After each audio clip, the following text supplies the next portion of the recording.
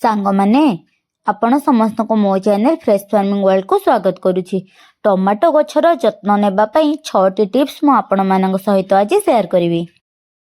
Gardening करिवार बहुत सारा tips मो चैनल ले रहिछि, आपण चाहेले से सब वीडियो को देखि परिबे। टिप्स नंबर 1, टमाटो गछ मूले भार दबा। कारण टमाटो गछटी जेहेतु लंबा हो जाए टमाटो से फलिले गछटी ओजनिया हो सोई पड़िबो, सेथिपई ता मूल भार दबा निहाती दरकार। टिप्स नंबर 2, गछ मूलर माटी को हल्का करबा। जेहेतु पानी दे दे गछ मूलटी माटीटा बसी जाए ताहाकू जेमिति हेले भी खोलिबे। टिप्स नंबर 3, आवश्यक देखिकिरी गछ मूलरे निश्चय पानी देबे।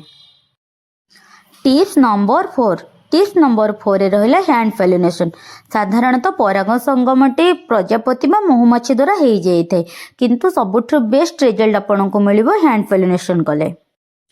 टिप्स नंबर 5, जदि आपणक गछर मूल चेरटी देखा जाउथाए सेथिरे नुआ माटी भरिबे, नहले गछटी बहुत जल्दी सोई पड़िबो बा मरिजिबो।